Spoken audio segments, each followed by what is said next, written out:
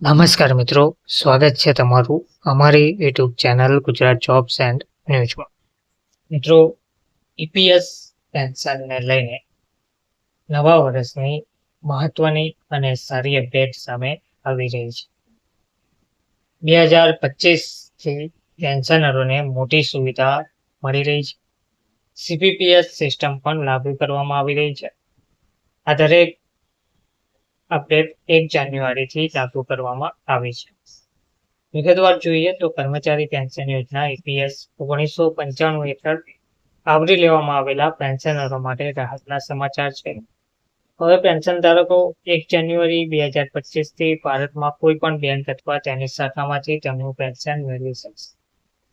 Employees provident fund organisation ઈપીએફઓએ આ સુવિધા લાગુ કરવા માટે સેન્ટ્રલાઇઝ્ડ પેન્શન પેમેન્ટ સિસ્ટમ સીપીપીએસને મંજૂરી આપી છે. આ પગલું પેન્શન ધારકોને પેન્શન મેળવવામાં વધુ સરળતા અને સગવડતા પ્રદાન કરશે. સેન્ટ્રલાઇઝ્ડ પેન્શન પેમેન્ટ સિસ્ટમ સીપીપીએસ શું છે? તો સીપીપીએસ એ રાષ્ટ્રીય સ્તરની સિસ્ટમ છે જે પેન્શનરોને ભારતમાં કોઈ પણ બેંક અથવા તેની શાખામાંથી પેન્શન મેળવવાની મંજૂરી આપે છે. આ સિસ્ટમ ઈપીએફઓની સેન્ટ્રલાઇઝ્ડ આઈટી સક્ષમ સિસ્ટમ હેઠળ કામ કરશે. સીપીપીએસ દ્વારા પેન્શન પ્રક્રિયાને સરળ અને ઝડપી બનાવવામાં આવશે. કયા ઈપીએસ પેન્શનરોને ફાયદો થશે? તો આ નવી સિસ્ટમથી 78 લાખથી વધુ ઈપીએફઓ ઈપીએસ પેન્શનરોને સીધો લાભ મળશે. ખાસ કરીને એવા પેન્શનરો માટે ઉપયોગી થશે કે જેઓ નિવૃત્તિ પછી તેમના વતન અથવા અન્ય કોઈ જગ્યાએ શિફ્ટ થયેલ છે. હવે પેન્શનરોને બેંક કે શાખા બદલતી વખતે pension payment order PPO transfer કરવાની જરૂર પડશે. સીપીપીએસની વિશેષતાઓની વાત કરીએ તો પેન્શનરોની લવચિકતા. પેન્શનરોની ભારતની કોઈ પણ બેંક અથવા શાખામાંથી તેમનું પેન્શન મેળવી શકે છે.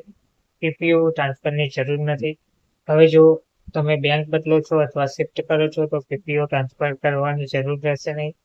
ઝડપ અને પારદર્શિતાની વાત કરીએ તો સીપીપીએસ સિસ્ટમ પેન્શન પ્રક્રિયાને ઝડપી અને વધુ પારદર્શક બનાવશે. ઈપીએફઓનું આધુનિકીકરણ. કેન્દ્રીય સહમંત્રી ડોક્ટર મનસુખ માંડવિયાએ આ નવી પ્રણાલીને ઈપીએફઓના આધુનિકીકરણ તરફનું એક મહત્વપૂર્ણ પગલું ગણાવ્યું હતું. તેનાથી પેન્શનરોની સમસ્યાઓ હલ થશે અને પેન્શન વિતરણ પ્રક્રિયા અસરકારક બનશે. સીપીપીએસ સિસ્ટમ પછી ઈપીએફઓ આધારિત પેમેન્ટ સિસ્ટમ એબીપીએસ પણ શરૂ કરાશે. ઈપીએસમાં યોગદાન તે કેવી રીતે કાર્ય કરે છે? તો ઈપીએસ યોજના હેઠળ કર્મચારી અને એમ્પ્લોયર બંને યોગદાન આપે છે.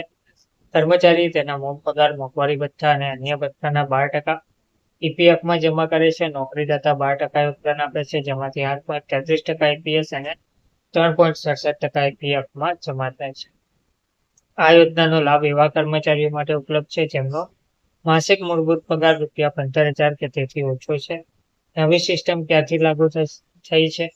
તો સીપીપીએસ સિસ્ટમ 1 જાન્યુઆરી 2025થી લાગુ કરવામાં આવી છે. પેન્શનરો આ વર્ષથી આ નવી સુવિધાનો લાભ મેળવી શકશે. ધન્યવાદ.